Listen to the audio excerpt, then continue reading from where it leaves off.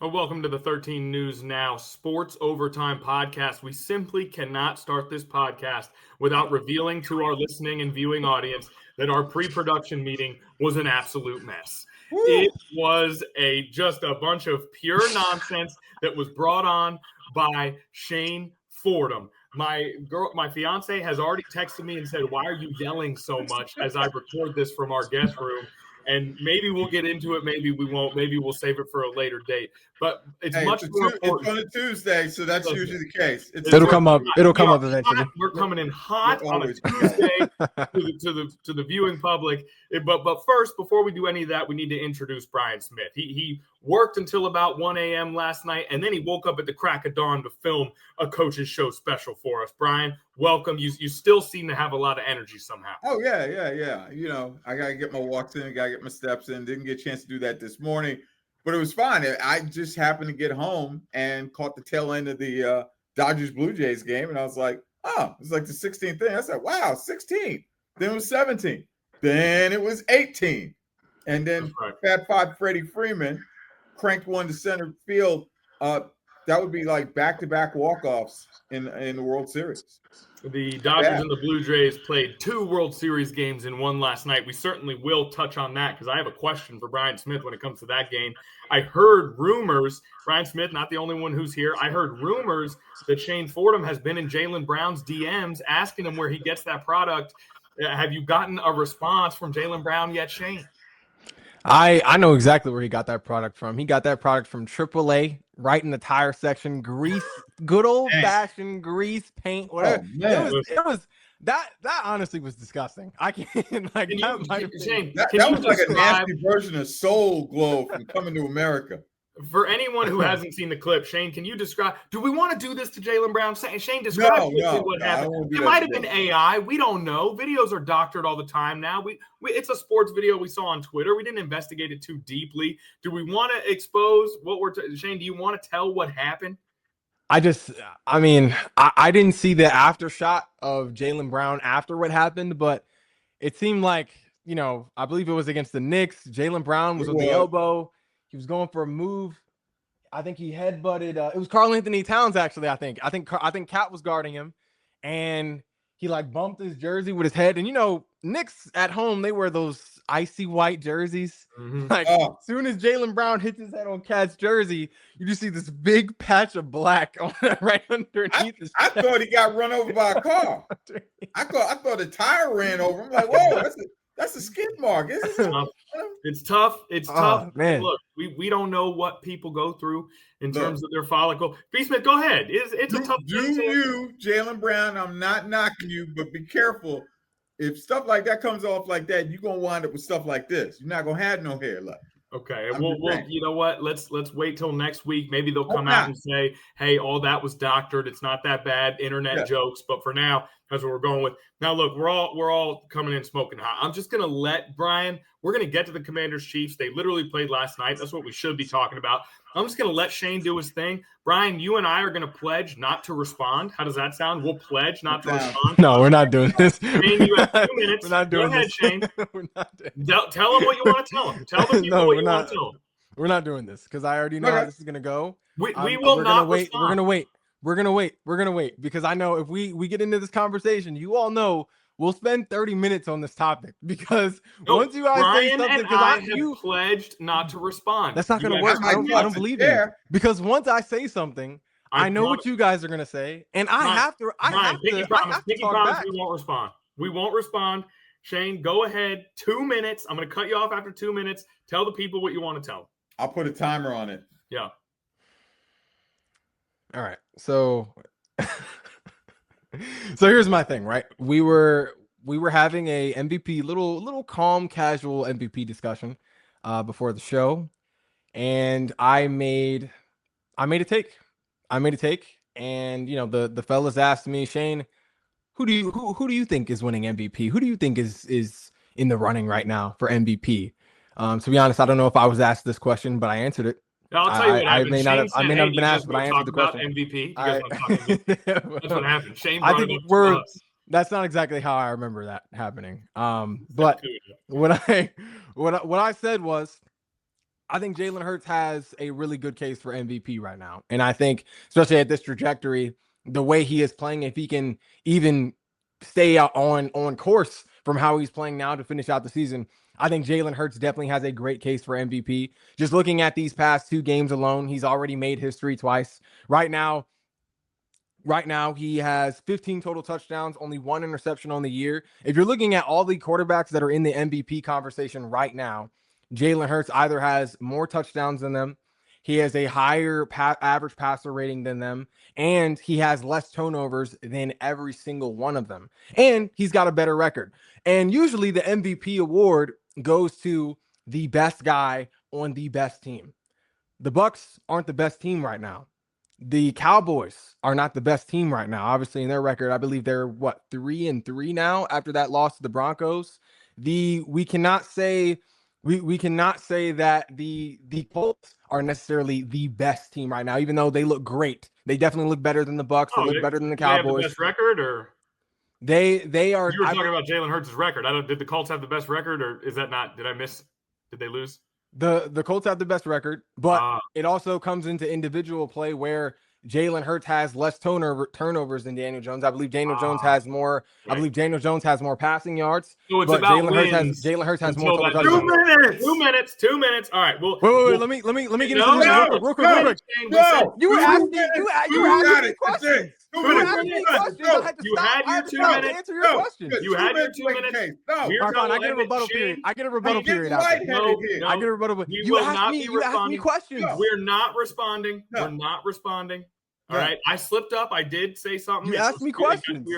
Now, if you had an MVP vote right now for the first 7 weeks of the NFL season, the MVP through week 7, who would you vote for?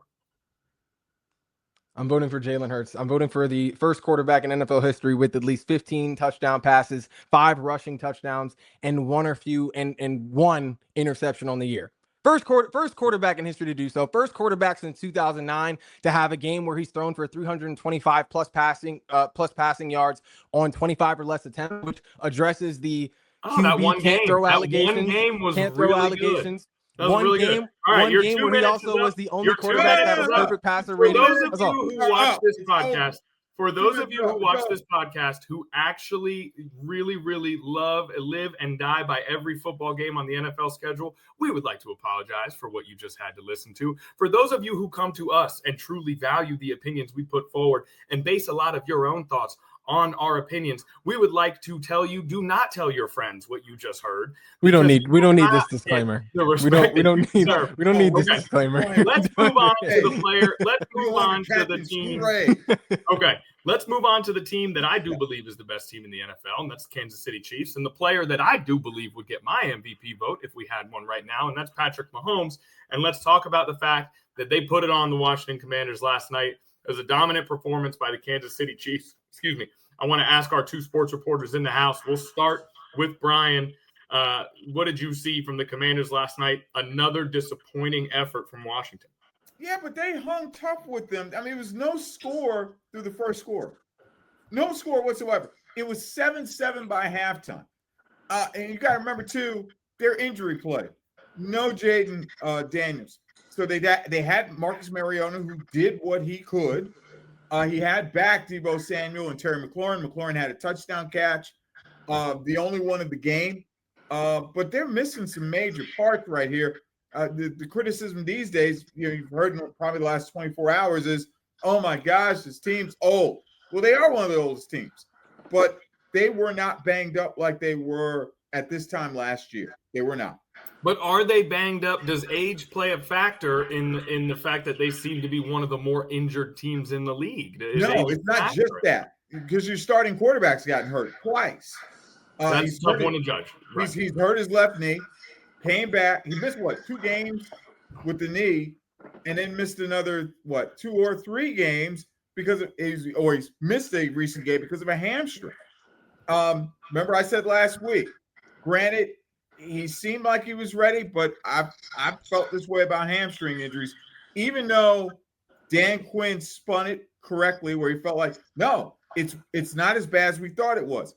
A tweak of a hamstring. If any of you have had hamstring injuries, I know I have. the slightest one, particularly if someone of Jayden Daniels' magnitude and ability, you let him sit for a week. You do not play him because he's going to want to push himself. And they did the smart thing by sitting him down for the week. Hopefully he will return the following week. But yeah, I mean, and then you throw in the fact that Kansas City is Kansas City. They have reignited their identity in who they are.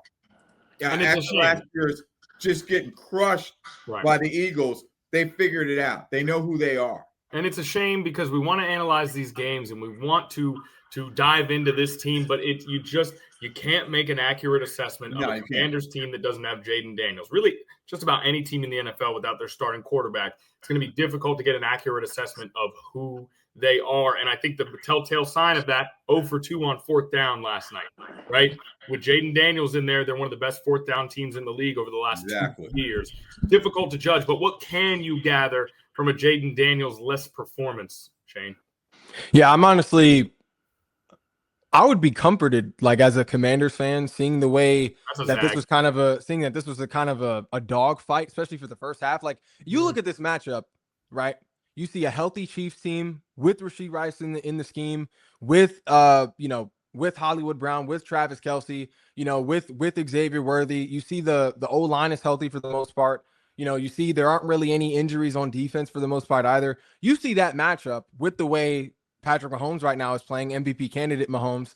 You would think they would have won by a greater disparity. MVP frontrunner. MVP. You would have thought that. MVP frontrunner. You would think that the Chiefs would have won by a greater disparity. Like you would have thought, like I would have guessed going into this game without Jayden Daniels being in, I wouldn't be surprised if the Chiefs won 35-7. Just with the way the offense is kind of 28-7 is pretty close, man. 28-7. But they didn't really. That's a blowout. The score was not indicative of the game itself, though. Like the score was not indicative of the game itself. I'll counter that with this. I'll say that there were 10 minutes left in the second quarter of that game. It was 0-0, but there hadn't been a single punt. It was an extremely strange first quarter and change. Turnovers on down. It was just a very weird game. And then in the second half, once things settled in and it became a little bit more of a normal game, the Chiefs just absolutely took control. What do they call those late game moments? Fourth quarter, second half, Brian, what did Magic Johnson called that winning time? When it was winning, when it was time to go ahead and make things happen, the Chiefs were able to do it and the Commanders couldn't do anything. So even though the first half was weird, I still think it was a dominant win by the Chiefs overall. See, but that's the thing. Like, I feel like the Commanders, seeing the fight they were able to put up without Jayden Daniels, because you need Jayden Daniels to be able to keep pace offensively. Sure, and the defense can only do so much if the offense isn't able to produce. And no shade to Marcus Mariota, but Mariota does not have the firepower that Jayden Daniels brings to this offense, especially when you look at the way Terry McLaurin looked, the plays he was able to make. Debo didn't look the best last night, but a Debo with Jayden Daniels on the field, a Zach Ertz with Jayden Daniels on the field, like all of these guys are way more dangerous than their normal forms when Jayden Daniels is in the pocket. So it's hard for me to watch this game, see the start that the Commanders got off to in the first half, kind of similar to honestly the first quarter start that NSU had against South Carolina State, put at least on the defensive side of the ball, pulling together a strong first quarter, completely, for the most part, shutting a high powering offense down. You need that other end on offense to be able to match what the defense is doing on the other end, so without Jayden Daniels bringing that explosiveness to the offense, it's hard to keep up with a Patrick Mahomes-led offense with all his guys back healthy now, with Andy Reid calling the shots and calling the plays from the sideline. It's hard to keep up with that for, as you said, in that winning time sort of stage of the game, in the brings us back to our original point, which is that you cannot analyze this Commanders team without Jayden Daniels. It's just, he is the engine of the team, as any great quarterback is to their squad. And a footnote with the Commanders, they fell to 1-4 now on the road. So they've had their troubles on the road this season. Sure, most definitely. That also means that 5 of their 8 games have been on the road. So maybe that schedule will lighten up, but it doesn't lighten up next week because they have the Detroit Lions next week. And here's the problem. Seahawks. excuse me, they have the Seahawks next week and then the Detroit Lions the week after that. Granted, both of those games are at home, but here's the problem is that when you look at this playoff picture and you don't know when Jayden Daniels is coming back and you've got two very tough games coming up, there are now 3 games behind the Eagles in the loss column in division, and they are 2 games out of that 7th wild card spot in the conference. So, again, it's Jayden Daniels is not there, and we keep saying, oh, look, we can't judge him until Daniels gets back. We can't accurately say anything until Daniels plays full games, but eventually it's going to be too late. And so you hope that he can get that hamstring healthy and get out there in time for them to make a playoff push. The Niners do hold that 7 seed, and with the Niners' attrition, especially on defense, I don't expect them to be a powerhouse going forward. I mean, you've got Christian McCaffrey and a good offensive line, so you're going to be able to do stuff regardless. But without Fred Warner, I do expect the Niners to be maybe above average at best. And so the 7 seed could be up for grabs. That 6 seed is held by the Los Angeles Rams, who I think are a really, really good team that's going to be tough to catch. So the Commanders got to start putting in work soon. I honestly feel like and this is a big if just because, I mean, it just seems like there's a lot of nagging injuries right now with Jayden Daniels because you all know the drill. Like once something is hurt, then that thing that it's attached to might also have issues. Kind of like an old house. You know what I mean? Like sometimes the pipes might need some work in the bathroom, but then those pipes are connected to that lead down to the kitchen might need to be replaced too. You know, not saying that, Jayden Daniels is old or has an old man body or anything, but that's just how sometimes that's how delicate injuries can be. But if he is able to return next week, as early as next week, I don't think there is a game left on the schedule that the Commanders aren't capable of winning. Yeah. Even looking at their toughest games coming up, like Seahawks, Lions, 2 back-to-back tough ones, the Broncos, that's going to be a tough game. I honestly think the Commanders are capable of winning those 3 games, no question. Like for example, the Seahawks have looked great, especially these past 2 weeks. The defense has looked elite. It's crazy. Like Leonard Williams looks like a borderline defensive player of the year candidate the way he's been playing. And then, of course, Sam Darnold, Jackson Smith, and Jigba lighting it up on the offensive end. But, I mean, if we're going offensive firepower for offensive firepower, I think the Commanders are capable of winning that shootout. They can beat any team. The Commanders have proven that with Jayden Daniels in there, they can beat any team in the NFL. Yeah. And their schedule, they've got those 4 big ones, right? Seahawks, Lions, Broncos. They've got Philly at home and then Philly on the road. So I guess 5 big games against 4 really good teams. The rest of their games, you would think they would be in a really, really good position to win in terms of who's going to be the favorite in those games. I mean, Cowboys, Giants, Vikings, Dolphins, they've also got a bunch of winnable games on their schedule. But the problem is going 500 the rest of the way isn't going to do it. Those 4 big games, they also have home field advantage. They've got home field in 4 of those 5. But now the other thing that we left out that may have had an impact on this game as well, because things did kind of seem to go downhill after this, but Laramie Tunsil hurt his hamstring as well. So another injury to add onto the pile. You just got Terry back. You just got Debo back. And now Laramie Tunsil goes out with that hamstring injury. So it's just been one of those years where things are not going right. You can't get everything going in the same direction at one time. And sometimes this happens after you get a big burst in that first year, and now you're getting everybody's best shot. You don't have the same health luck. They're a veteran-laden team. Haven't had Sam Cosmi all year. And Sam Cosmi was playing last night.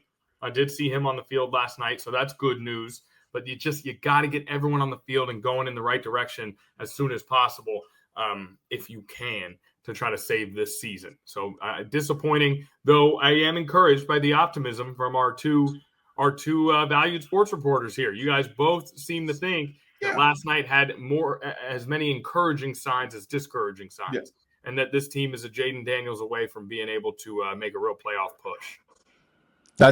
For me, that's been the case. I mean, if the fact that they were able to do what they did last year, having now another year built in that same system, same coaching staff with more talent, it's hard to think that team would get worse when they have more tools to be able to put themselves in a better position to achieve what they almost achieved last year against all odds. Okay. But it depends on the depth as well. How much how can they stay healthy, relatively healthy? Because if they're not, that it may be a one and done with them. I hate to say that, but as far as making the playoffs.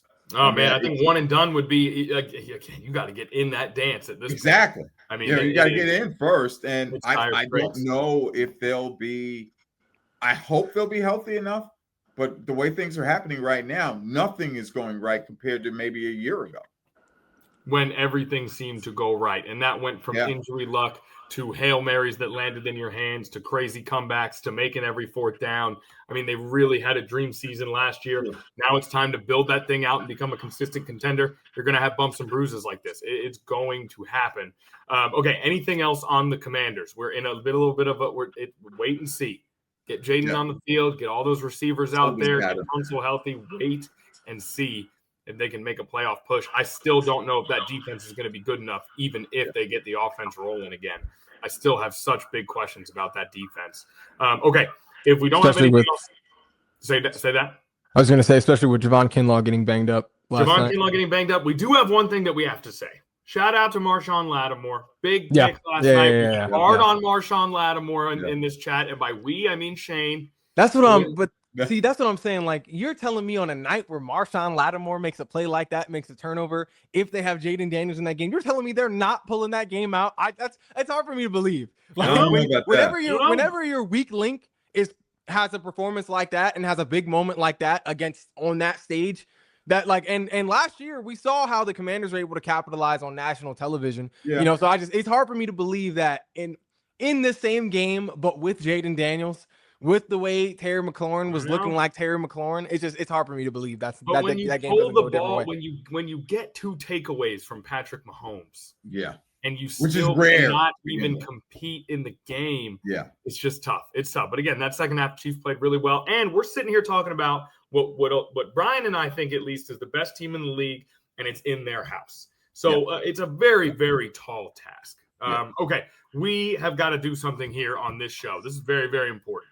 Okay, because on this show, we talk a lot of trash about the New York Jets. And Brian Smith is born and raised New York City. He's a Jets fan. He's a good sport about it all the time. And we talk a lot of trash, and they deserve it a lot of the time. Okay, when your team has not won a game on the season, all right, you got the owner talking trash about your quarterback. You're down multiple scores against Joe Flacco and the Cincinnati Bengals, and you find the effort within yourself to not quit, to play hard enough to stay in the game, much less to go and win it. We have got to give some props to Aaron Glenn, Justin Fields, and the New York Jets, because as much as the product has not been good, obviously there's something right about something that Aaron Glenn is doing for that team to not completely fold when they got down 2 scores sitting at 0-6 against the Cincinnati Bengals. So we got to give a little something, some props to the New York Jets for getting their first win of the season, but more so for not giving up. It's a very easy spot to give up. So we got to give some props. Brian, you want to wax poetic about your boys for a little bit? I'm happy. Yeah, they're not stuck on 0 wins. I'm happy for Aaron Glenn. So now, at least for now, everybody can get off his back. Justin Fields, God bless him. He played well enough. No Tyrod Taylor, because Tyrod was still nagged by an injury. So I'm happy for now, but that could change by the following week. They could be back to getting more L's. They probably will. They probably will. But again, just people talk about how they play the Browns next, so they might go and grab another one. But people talk about, there's talk of like the spirit of New York City, right? And what that city is made of. It's very, in popular culture, New York City has a certain reputation, right? Yes. And I think the Jets lived up to that reputation of toughness, perseverance, swagger in the face of adversity. I think that the Jets embodied that, and I think that I was very impressed that they did not roll over in that situation. Shane, you probably you got Justin Fields second on your MVP ballot now, or wow. Wow. We know he's not overtaking your boy, but I mean, Man. I'm just glad to not hear any field slander today. That's all. Gotta Go take ahead. Well, go ahead. gotta take the W's where you can get them. Give Gotta us take the something on W's that where you can get them. game. It was about the only good game we had all Sunday, so give us something on that game, Shane.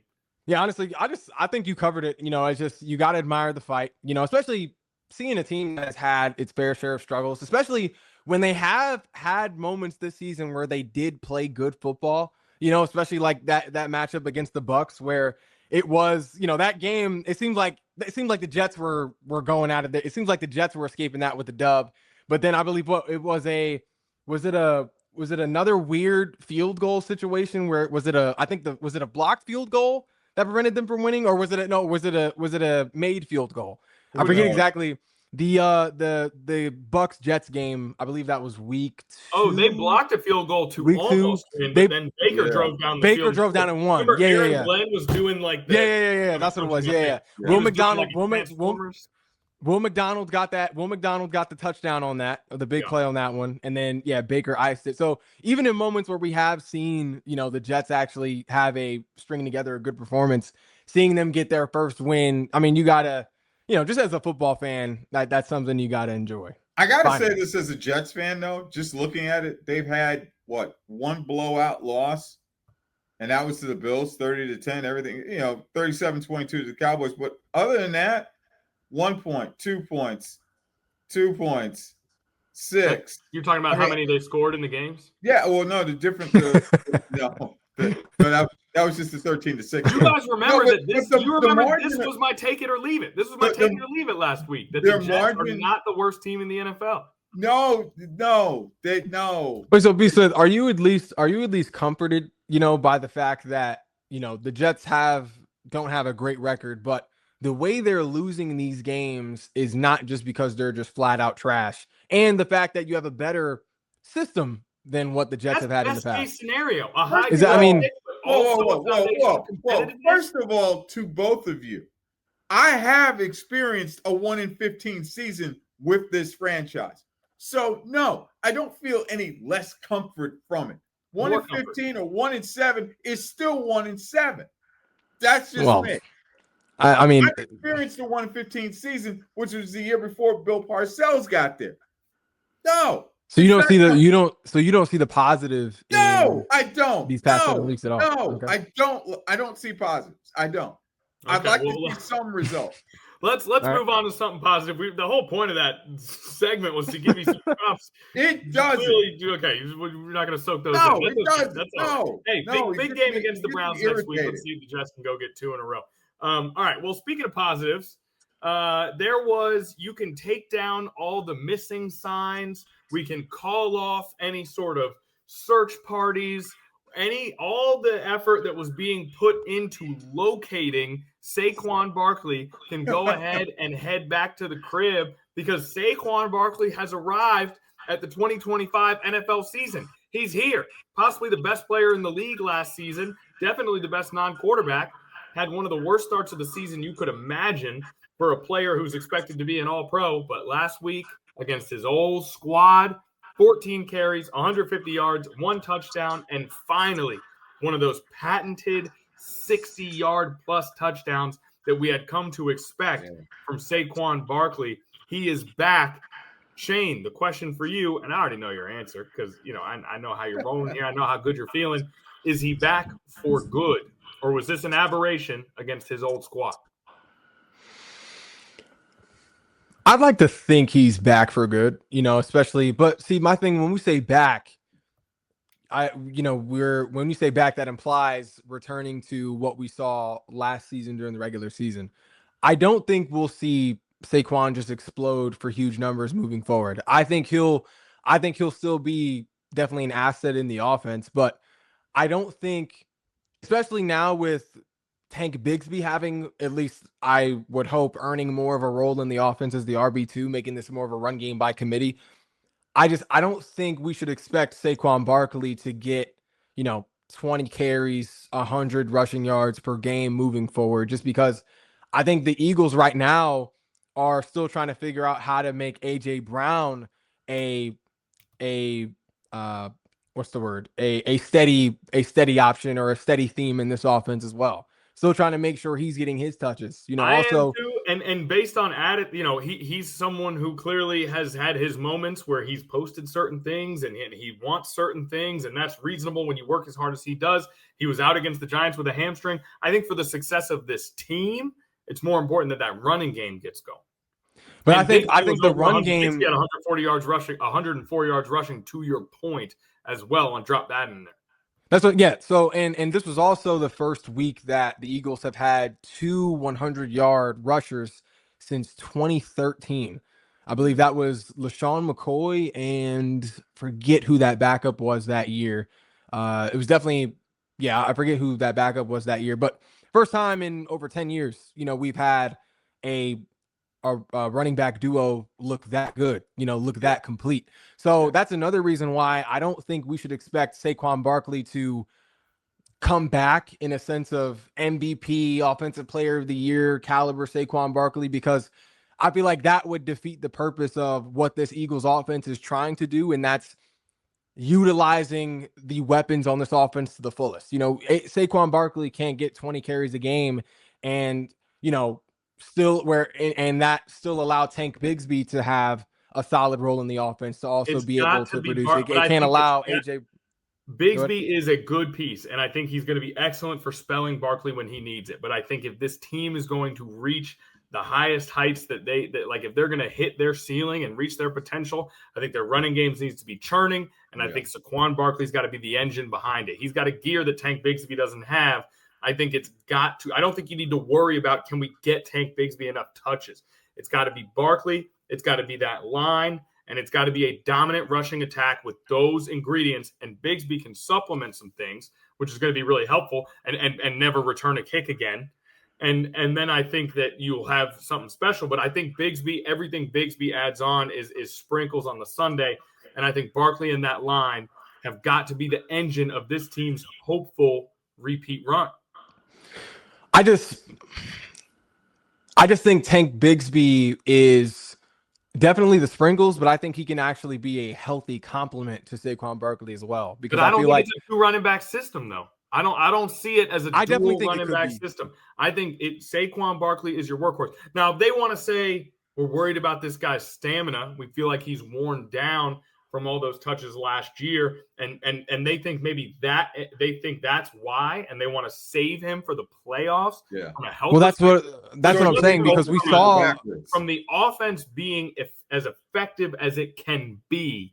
I think that is Saquon Barkley as a workhorse style back. Yeah. If he just can't do that physically this year, that's one thing. But if he's up to the challenge physically, I think that is your Super Bowl offense. Well, he did get banged up at the end of that Giants game too.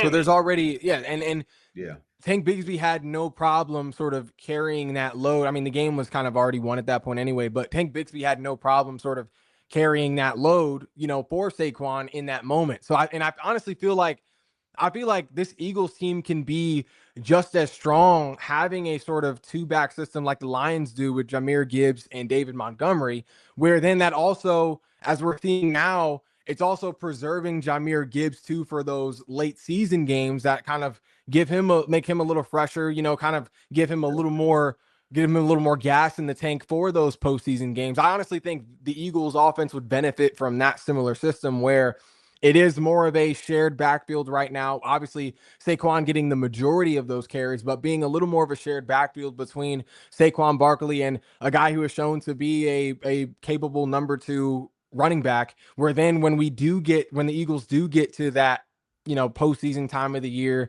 late December, January, we get to see sort of a fresher Saquon Barkley. That's what I'm saying. Your ceiling is Barkley getting the Lions' share of the carries. That's your ceiling, right? But in order to him at the proper time, then he hasn't proven that he's a Montgomery Gibbs level player yet. To me, he's still got a ways to go before he's on David Montgomery's level as someone who deserves to be in a shared backfield. And can you risk? I mean, you're 6-2. You got a really talented squad. Can you risk saying, well, maybe we won't be at our absolute best every week, but it's better in the long run? Maybe you can, especially with how Barkley's looked so far. I want to say this, too, because we talk about their offensive system a lot, and it's much maligned on this podcast. the Eagles have done something new over the last 2 weeks. They've been having a package with 6 offensive linemen on the field. In their 6 offensive lineman attempts against the Giants, 9 rushes for 131 yards, including that 60-plus yard touchdown. So that might be a wrinkle that they're able to employ that kickstarts that rushing game as well, beyond having a viable piece to help keep Saquon Barkley fresh, in addition to Tank Bigsby. So what we're going to do now is we're going to do a clear out. We're going to isolate Shane at the top of the key. And Shane, you can go ahead and wax poetic about Kevin Patullo, Eagles offensive coordinator. Honestly, this was definitely the best game he's called on the season so far. It was definitely the best game. And even though it was still run heavy oriented, it made sense for the matchup. You know, we've seen Kevin Patullo run with a run heavy offense in the past where it didn't make sense. You know, where clearly the secondary was not a secondary that was a unit that could contain the aerial attack of this Eagles team, but still it was using Saquon Barkley as the crutch, you know, using that run block ability of the offensive line as a crutch. In this matchup, it made sense because when you run the ball, it isolates the pass rush. And as we know, the best aspect of this Giants team is the pass rush. And they're a bad run defense. A bad run defense. Yeah. They don't have other, you know, past their D line. It's not a lot of diamonds, you know, past that D line on the defense. You know, they have improved their secondary, you know, but even in the secondary was hurt this game. Javon Holland was out. I believe their starting corner was out, you know, so, but the game plan made sense for this week because the run game, it isolated the pass, or it eliminated the pass rush, and it took advantage of that weak run stop defense, you know, that has really been bailed out by the effectiveness of that front four, you know, for the first 7 weeks of the season. You know, so I think this was a great game plan for Kevin Patullo. We saw them take advantage of we saw them sort of wear down the defense with the run game, but then, you know, right when the Giants were, you know, kind of, you know, pressing up a little bit in preparation for that, you know, that handoff, that inside handoff, that dive, that toss, they let Jalen Hurts drop back, float one to Jahan Dotson. They let Jalen Hurts drop back, float one to Devontae Smith. We were just they let Jalen Hurts drop back, little sidearm to Dallas Goedert, little quick 2 tutties for Dallas Goedert on the day. Very good game for Jalen Hurts. 2 very good games in a row for Jalen Hurts. I don't want to get off topic. No. Very good play calling. Very good play calling. Hold on. You're not the only one who gets to talk about Jalen Hurts. Let's go and talk about Jalen Hurts. We're not going to vote for him for MVP just yet. I'll vote for him for president. Jalen Hurts for president. Nah. Well, shoot, he might have a good chance the way these races have been shaping up. Now, what was I going to say? All right, so 2 weeks, 2 good weeks in a row. If he can bottle that and carry that going forward, now we're talking about a guy playing at an MVP level. He's got 2 games in a row of MVP level play, and that's what Eagles fans have been waiting for. They go into the bye to get healthy. Let's see what he brings to the table after this game. Or after this bye week, excuse me. And now B. Smith, now do you have to eyeball the Eagles now? 2 straight wins going into the bye. They've gotten some things corrected. Are you looking at the Eagles as maybe the favorite in the NFC? Not yet. Who's the favorite? Really? Who are you looking at? None of them actually. Well, right, it gotta be one. It's gotta be one. I would. Do you lean towards Eagles? Sure. I like Detroit in that spot. Yeah. I think Detroit deserves. Are you talking in division or in the conference? In the conference. Conference. Ooh. The division, the Eagles should have a sizable advantage. Yeah, they should. I was thinking division. I'm sorry, my apologies. I lean. Wait. You weren't leaning on the Eagles in the division? No. I division. That's what I thought. I was like, huh? Yeah, no. I thought you may have said conference, but Lions likely, yeah. Rams, you like those? We've been talking about the Seahawks a little bit. It's hard to imagine them being in the Super Bowl at this point, right? But they are a good and they seem to be a well-balanced team. Good defense, good passing game, good running game. I mean, they seem to be they don't have a ton of glaring holes right now. So the Seahawks, the Rams, a lot of people like the Packers. They finally showed out, taking down the Pittsburgh Steelers in convincing fashion. So there's other competitors, but I think the Lions and the Eagles are the cream of the crop right now, and based on history, I would say the Eagles are the favorite at this point in time. And I think every team but the Eagles and Lions have a sizable question mark. You talked about the Rams. The Rams, Puka Nacua has been banged up. I believe, how many games did he miss?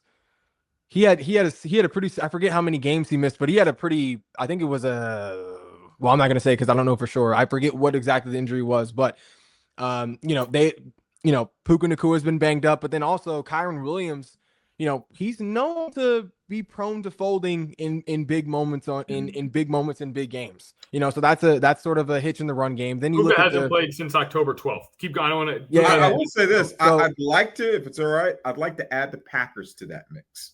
Just for right now. So that's what I'm saying. There's question marks. There's question marks in all of these teams, but the Eagles and Lions. What's your Packers question mark, Shane? Packers question mark is health. I mean, they haven't been able to keep their receivers healthy since ever. They just got Christian Watson back. Yeah. But if they've never been healthy, then at some point isn't that no longer luck? It seems to and be yet they're still 5-1. That's 5-1-1. 5-1-1. I'm sorry, 5-1-1. Don't forget the tie now. Yeah.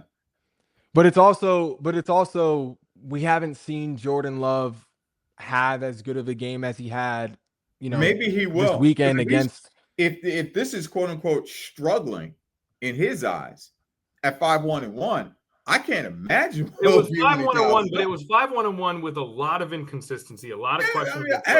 And they got a good week win and a good win this past week, and their other wins have been sloppy and against bad teams. Yeah. But Jordan Love this week, we got to give him credit. 360 yards, 3 touchdowns, no interceptions, 29 of 37. A really, really good game from Jordan Love. Didn't take a single sack. So, you got to – I mean, he played pretty close to a perfect game against the Pittsburgh Steelers. Now, weirdly enough, the bad Pittsburgh Steelers defense, which is bizarre to say, one of the most expensive units in the league, and they have been downright terrible this season. Yeah. So a good quarterback performance against them doesn't carry as much weight as it. That's what I was going to say. Yeah. A big win in prime time. Go ahead, Shane. We cut you off talking about the Packers. Very good. I was gonna bring that up. We haven't seen Jordan Love have that caliber of a game against any necessarily good defenses yet this year. You look at their schedule. They played the Bengals. They took on the Cardinals, barely beat the Cardinals. They got into a shootout with the Cowboys, and that's also a terrible defense, as we've seen. The Commanders, we've had things to say about that defense all year. We haven't seen Jordan Love have that type of game against a good defense. Now, we haven't really seen them play one of those top tier defenses yet, but can't really speak on something we haven't seen. And you all guys know I've been a Packers advocate, this season. Sure. I've been a Jordan Love advocate. So I think there is at least a question mark with the Packers. I think there's a question mark with the Seahawks. I think there's a question mark with the Rams. I think what's this? What happened? Is your seat open on the Bucks bandwagon? You've been talking about the Bucks for 3 weeks in a row. All of a sudden, they can't even get a mention with the NFC contenders. I was high on the Bucks, and I don't think they're not a contender. I just think their question mark is health. No Mike Evans, likely. I believe he's out for the rest of the season. That could be their Chris downfall. Godwin. Yeah, Chris Godwin is. Yeah, that could be their downfall. Chris Godwin's in and out. Bucky Irving. We don't really not sure when he's supposed to come back. It's just so they're kind of going through a similar thing as the Commanders are right now, which obviously also have that same question mark in terms of health on the offense. But I mean, a healthy Bucks team, sure, contender, 100%. But that's the thing is when are they going to be healthy? And we're definitely not going to see them at full health this year with Mike Evans being down. Yeah. And then with the Seahawks, Sam Darnold, he's looked great this last regular season, but hasn't looked the best in the playoffs. Not sure what he'll look like in this postseason. Who knows? This could be his year, but we just haven't seen that yet. And then what was another team? Oh, the Cowboys. I don't know. I don't think you guys mentioned them as a playoff team, but I don't think they belong in this discussion. Yeah. I think the Cowboys are fun and they can have some big performances on offense. Yeah, but I don't think they belong in this particular discussion. They do not look like a contender right now. Totally weak defense. Yeah, and honestly, I don't think terrible. And honestly, I don't. So yeah, I think aside from the Eagles and the Lions, a lot of the teams, or really all the teams in the NFC right now, at least in that sort of running for a playoff spot, have question marks. And you can honestly make a case for the Lions too, with how Jared Goff played against the Commanders in the playoffs last year. You know what I mean? I believe he had 4 turnovers in that game. That's the question that we got to stay focused on, right? Because you could say that about the Seahawks too. So we got to stay. I get what you're saying, right? There are those teams with quarterbacks who haven't done it. You can always say that. I definitely get where you're coming from with that. But talking about how good these teams look right now, we got to stay on that. It's only week 8, week 7. You know what I mean? Because Seahawks have that question, the Colts have that question. For Shane, the Chargers had that question, and I guess it's fair. So I guess this is fair. It's fair. Let's stay off the quarterbacks without playoff success. I just want to talk about how great these teams are right now. Is that reasonable? I think it's reasonable. I mean, I definitely think the Lions kind of get more slack, more benefit of the doubt than necessarily the Seahawks, just because Jared Goff at least has championship DNA. We've seen him get to that point, so that it's a little more. And they're just how complete they are, and with how complete they are, So I just but I do think those are valid question marks for at least those other teams in the NFC. All right, so we got question marks all across the way, and you said that Sam Darnold doesn't have championship DNA. He was, in fact, the backup quarterback on the 2023 San Francisco 49ers, who went to the Super Bowl, overtime in the Super Bowl. Does that count? How many snaps did he get? I think none snaps. Yeah, that would be. I'll tell you what, he got visual experience. Yeah. Visual experience. Well, the fans had visual He experience. got a chance to see and take it all in. All of us had visual experience. I'm just saying. He was there. I think I've got a couple emails coming in. They said, "Is Shane watching the games?" People are questioning if you got the visual. Oh, okay. If you're getting visual experience. Okay. In our chat right here. Yeah. All right. Now, last week. Tell me if I'm remembering this correctly. Shane, did you have a take it or leave it that we didn't get to? No, we got to it. I said the Broncos were the second best team in the AFC. We talked about it. Okay. We got to your thing. Yeah, we talked about it. Okay. Now, all right. So then I will go ahead and do my take it or leave it. We're going to veer in a different direction here. I do want to say really quickly, and again, this is one of those things where you can't remember year to year, but I do want to point out that there are 1, 2, 3, 4, 5, 6, 7, 8, 9 teams in the league with 2 wins or less. And the only one that doesn't look like they're actually absolutely terrible is the Baltimore Ravens, and they're a huge question mark. It feels like there's more terrible teams in the NFL than ever before. Is that – and this is not my take it or leave it. I just wanted to mention it. It feels to me like there are so many bad teams this year. And we saw all those blowouts this past weekend. I mean, what is going on? Is that accurate to you guys, or am I just caught in the moment? Could it be the addition of regular season games? Who knows? I don't know. There just might not be enough good quarterbacks to go exactly. around. You spread it out like that. It's just the quality may not be there. It's tough. Anyway, I just had to point that out because I just feel like every week there's 4 or 5 games where I'm like, that team has no chance. Yeah.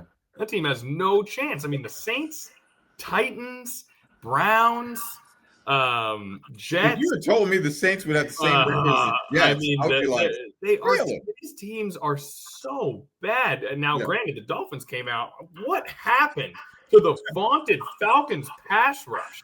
That looked like the 2023 Dolphins. 4 touchdowns, no picks for Tua. What kind of cryo chamber did they wheel in there this week? That didn't make any sense to me. Shane, what happened to our guys? Yeah, honestly, it's bad when you make Tua look good this year. It's honestly, it's just so inconsistent. That's the thing. Like, and it's crazy because like maybe a couple of years ago, a lot of these quarterbacks were pretty decent. Like if you look at, like I'm looking at the standings right now, like, a couple of years, I feel like a few years ago, Kyler Murray was a guy who people were predicting as like an MVP candidate at some point. Kyler Murray didn't pan out. That's one that you would have thought would have panned out and just didn't. Yeah. So that's one quarterback that didn't work out. I'm looking at some of the 2-win teams right now. The Giants, it just seems like they didn't really know what to do during the whole Daniel Jones debacle, but it seems like they might have their answer now in Jackson Dart. I think Jackson Dart looks really good. Yeah, Jackson Dart has looked. Yeah. I mean, he's looked like a stud these past few weeks, even though the record hasn't been what they wanted it to be. I think just like if you watch him play, he looks comfortable in the pocket. He seems to have command of the locker room already, like the way the team responds to him. He has a chemistry with his receivers, with his tight end, especially Theo Johnson. He's made Theo Johnson. Theo Johnson has honestly been his favorite target since he's been in the game. Obviously, with no Malik Neighbors, you got to throw to somebody. So he's making the guys around him look good. He's kind of juicing everybody up. There is no other sports podcast outside of the New York metro area where you're going to get a shout out for Theo Johnson. That's what Shane Fordham does. If you're looking for random pulls, you've come to the right place. All right. I just had to mention that. I just feel like there's so many bad teams. Okay. Let's do my take it or leave it. Are you guys ready? Go. We're going non-football this week for our take it or leave it. And our take it or leave it is going to be that over the past week, we have seen the emergence and the solidification of the two most impressive athletic specimens to ever walk this planet. Their names are Shohei Ohtani and Victor Wembanyama. They are the two Shohei Ohtani is the most impressive physical specimen to ever play baseball, and Victor Wembanyama is that for the NBA. And over the last week, the two of them have put on performances that have solidified that notion. We've never seen anything like it, and humanity continues to evolve as a species, and those guys are the showcase for it. It's insane what these guys are doing. Genuinely, watching Victor Wembanyama on a basketball court does not look real. It doesn't look real. And Shohei Ohtani's stat lines don't look real. It's crazy to watch. I'm so glad that we're alive at the same time as those guys. And I think that we have reached a new plane, a new pinnacle. 100-meter dash records aren't being set anymore. Swimming records aren't being broken as often. Some people say we've reached a peak of human evolution, and these guys are showing that that is simply not the case. Yeah, I 100% agree. I mean, Shohei Ohtani, I think when you have a guy who is single-handedly winning games at the rate that he has, I think we got to start. Like, we can't. I was telling B. Smith this before we hopped on the pod.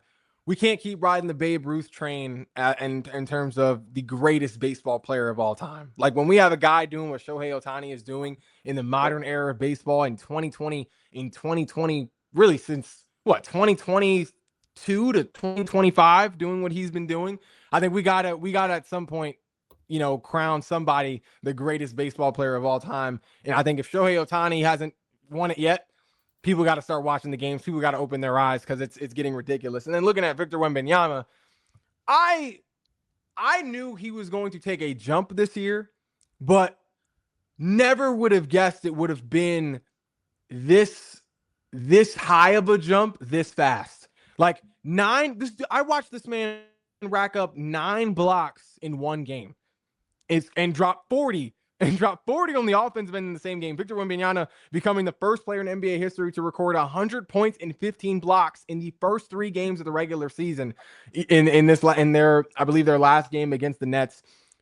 I don't think people understand how ridiculous that is. 100 points in 3 games, let alone 15 blocks in 3 games. Only a man that is 7'2" could do such a thing in terms of 15 blocks in 3 weeks. Try 7'5". Yeah, 7'5". I watched him get 3 blocks on one possession and then recover the ball and hit a 3 from 4 feet behind the line, all in one sequence. Takes one dribble from right inside the 3 to get to the rim. One dribble. And it's not even fair at this point. And honestly, it's crazy because you look at other guys in the NBA who are like physically gifted, Giannis, Joel Embiid, Jokic, LeBron, KD, like Edwards. I'm thinking about like more like freakishly tall guys, though. Like giants. Yeah. So I guess more so that would be Jokic, Embiid, maybe AD last year. He's kind of looks a little DeAndre Ayton, Lakers superstar DeAndre Ayton. Moving on. Yep, let's do it. Moving on. Yeah. KD. So looking at those guys, Wemby is like, there's nothing that those guys can do, like in terms of their bread and butter, that it doesn't seem like Wemby isn't capable of doing this year. Like he can create off the dribble. There's no question he can defend. He's the best rim protector and all around defender right now in the NBA. The way it looks like he seems like he's the favorite for defensive player of the year. There's nothing he can't do on the offensive end. There's nowhere he can't score from. There's nowhere really he can't shoot from. It looks like, especially spot up. Like, it's just, when you look at all of the skilled, gifted guys that we've seen in the NBA, that we are seeing in the NBA, it's almost like the basketball gods took all those guys and just squeezed them down into Wemby. He makes the unicorns look normal. He makes all the other unicorns look normal. Just look like regular stallions, just regular horses. Just regular old horses. Now, Shane, I can't help but notice B. Smith's been quiet for about 2 minutes here. How much you want to bet he's looking up Babe Ruth's stats? No, I'm actually looking up Ohtani's stats. Okay. But real quick, B. Smith. Yes. Go ahead. You know what? Go ahead. I ain't even cut off. No, I was going to say, Ohtani, we had talked about this. Here's someone, I am someone who has seen the likes of a Willie Mays play in person. Granted, he was older, but I'd never seen, and then the stuff I remember my dad telling me about him as a young player, and then subsequently talking to people over the years who've had the experience of seeing him as a young player. He was the best all-round player that anyone had ever seen, athletically. Faster, powerful, but he never pitched. Are you saying Willie Mays is higher in that conversation than Ohtani? He's one of the top 3 players ever. But here's what we got to do. And here's why I was going to jump. I will say this. And when it comes to the only person we can compare Ohtani to is Ruth, because he's done both. He's been in Major League Baseball 8 years now.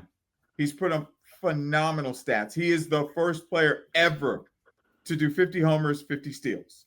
Not even Mays or Aaron. No one's ever done that. Barry Bonds has never done that. He's never done a 50-50. I think he's done 40-40 a couple of times, but nobody's done what Ohtani's done. So, yes, you are right.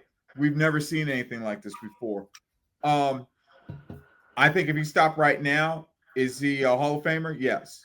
He stops right now, he could. 8 years in, he's got a World Series title, and at the rate things are going, he possibly could be a 2-time world champion. So that checks boxes.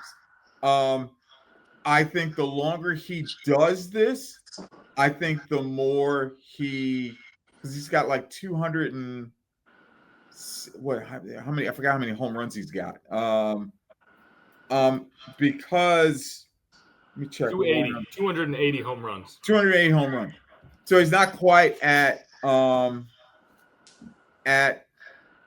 like 300, 350, 400 home runs. I don't know if he'll ever get to that. I just don't, given the fact that he's pitching and he's an everyday player in the infield. One's got to give up, but I think we can honestly say no one's done what he has done for this span.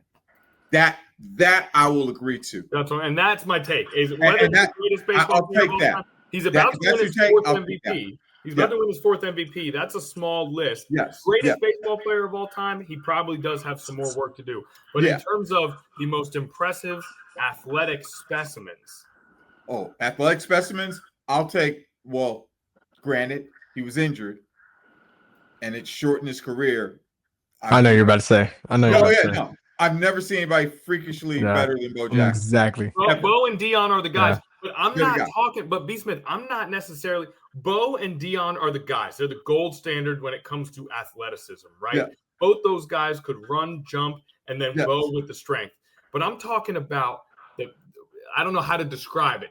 The evolution of humanity, right?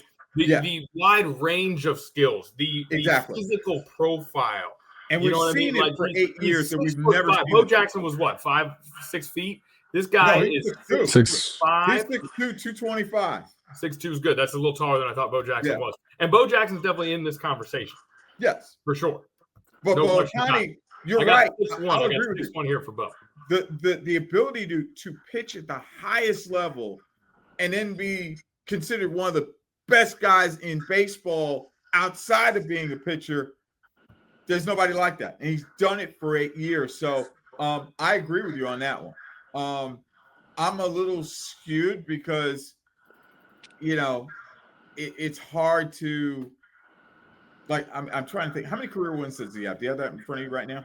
As a pitcher? Now, remember, he's missed 2 whole seasons due to surgery for pitching. Exactly, because I think he had Tommy John surgery. Right. I'll just say this in this small category. He has topped Ruth in that one sense that nobody's done what he's done for that length of time. And when he has 39 career wins as a pitcher. Yeah, I think Ruth only did it for like 4 or 5 years tops. Yes. And that was why it was such a different game. Ruth was. It was a different game. I get it. Games, 35 of them a year. When we look at Bo as an athlete was absolutely incredible. Bo is, and in terms of his on the field production, we never got to see the peak of that because of his injuries. But just in terms of a specimen, he's right there in it with these guys. But honestly, that should be a statement in itself. The fact that him not even in his prime is in that conversation is kind of that's a statement in itself. The fact that you're talking about Ohtani or Bo? I'm talking about Bo. Bo Jackson's he's like a Paul Bunyan figure. You're like, how great was Bo Jackson? They don't tell you yards or home runs. They're like, he jumped over a giraffe. Like, it's like weird stuff like that. Well, you know what I mean? He's like this there was one that recently, athletic figure myth. I saw Harold Reynolds used to play for the Seattle Mariners. Got thrown out by Bo Jackson when he threw a pill on the fly from the warning track to nail him at home plate with no cutoff man. He tells of a story one time that they were in batting practice, and Reynolds, I believe, was a switch hitter. And Bo was teasing him. Oh, you're a switch hitter. You're not a switch hitter. You're not this. You're not that. So he gets through. Bo comes up and hits left-handed. I believe it was one pitch. He put it in the 5th tier of the old kingdom. And that's per Harold Reynolds. He said, I saw this with my own eyes. He said, in the 10 years he was there in Seattle, he saw 5 people do that. One of them was Bo Jackson. That to me, and Bo Jackson's naturally right-handed hitter, right-handed thrower. That tells you a lot of what you need to know about just how good he could have been. I mean, George Brett, his former teammate with the Royals, said if he had concentrated on baseball, and this is George Brett, Hall of Famer, said if Bo Jackson concentrated most on baseball, he'd be in the Hall of Fame. He'd have 500 home runs, all that stuff. And if you want to compare him to Shohei, we can maybe compare him to Shohei. It's hard to. The sheer size of Victor Wembanyama and his ability to even stay on 2 feet puts him on another plane even for, he is modern Wilt, really. And Wilt was a part of that. He's modern. Honestly, he is that guy. It's sad to say, but I can only imagine because I remember him as a college player. He reminds me more of Ralph Sampson. The ability. No. I get you. Ralph Sampson was a tall guy who could move for sure. No. He wasn't just a tall guy. No, don't be dismissive of this. No, he was the best player in the country. He was the number 1 overall pick. As a player, if it weren't for his knees, now he did not have the range that Victor has. Right, the skill. I get that part. But Ralph, everybody over a certain age say he reminds you of Ralph Sampson. And Ralph Sampson, as a college player, could do exactly what Victor would do. He could grab a rebound, go down court at 7'4", dribble between the legs, and then go in for a dunk. They actually there's a rule in college basketball to this day that you cannot put your hand on the backboard like Ralph did. He went up off of a missed shot. Ball comes from the left to the right, put his left hand above the square, pressured it, grabbed the ball off the board, and dunked it. The NCAA said you can no longer do that. That's how good Ralph Sampson was. What do you think, Shane? Video or it didn't happen, Shane? No, it's video. I don't know what is video of it, but he did do that. And no disrespect to Ralph Sampson. He was a beast, number 1 overall pick in the draft. He was supposed to be the next great center in the NBA with his own injuries. Still got the Rockets to a finals at one point. So, and a UVA alum, no disrespect to Ralph. I don't want to disrespect Ralph. we didn't see him. So it's hard for us to Yes. compare anything to what we're seeing. Heck, with I remember Wendy it was a high in school this- player. He was that good.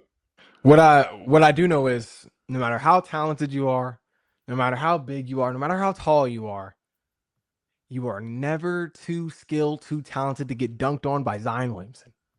No matter how big you are, That is no matter how true. big you are, you And always get that work from Zion. You know what's strange? Zion. You know what's strange, and maybe this is why it's a take it or leave it. We jumped the gun. If we had this discussion in 2019, Zion would have been in this discussion. I mean, he was that guy at Duke. He was a marvel at Duke with how he was able to levitate off of the ground. So maybe if he can stay healthy, I think he could still get in that conversation. You know it's hard because you never see him healthy. You know who Zion reminded me of? A slightly heavier version of Larry Johnson. Now, hold on. Whoa. Don't mess with Grandma. We're letting you know we like the historical comparison. I'm just saying. We like the historical I said he's a slightly heavier version of Larry Johnson. Shane, is it fair to say that Zion was maybe levitating a little bit more than Larry Johnson? Is that a reason? No. It's very few guys that has. We can't just start throwing these out willy-nilly. Larry Johnson was a very good player. I bet Zion was on a different plane athletically than Larry Johnson. And that was with the extra weight. He slimmed down. He's been on Weight Watchers this season. He was different than Larry Johnson with how he was able to levitate off the ground. I don't. And look, no Charles Barkley, smaller version of him. No, Charles Barkley was not getting up like that. You cannot compare those Charles guys. was not getting up like that. No, not in terms of how they got off the ground. It was dunking on dudes bigger than he was. Charles Barkley was able to rumble from end to end and put the ball in the hoop, and it was very impressive. He wasn't putting the ball in he the was hoop. not nearly. Zion's highlights as a high school junior. Zion's highlights as a high school junior are more impressive than Charles Barkley in his prime in the NBA. No shade to Charles. I know he probably watches the pod. What's up, Charles? No shade. You know, he loves to diversify his media consumption. Charles Barkley was a better rebounder than Zion could ever hope to be. But in terms of their ability to float through the air like they're in the movie Gravity and they got that little suit on, it's just a different thing when it comes to Zion. Now we're doing a true old school, new school divide. And let me just say, let me just have this moment to say that for how the last 3 weeks have gone with the shots that have been taken at my old manness, it's nice to be on the young side. Okay. Don't hate because you never saw it. I will not. All right. Speaking of things we've never seen before, speaking of things that we have never seen and never thought we would see, we've got 30 seconds left. Shane, you can have the last word on Jalen Hurts MVP candidate. Go ahead. Lord. No. I don't want to, because that'll take more than 30 seconds. I'll take more than 30 seconds. What I will say though, in a drop the mic moment, this might get as equal of an outrage from you two as my Jalen Hurts discussion. But I got to take it or leave it, and then I'm not going to say anything back because I know we're running out of time. But take it or leave it. VJ Edgecombe. He's look good. Edgecombe is on pace right now to be the greatest rookie of all time. On pace. On pace. I'm just gonna stop and let me just say this real quick.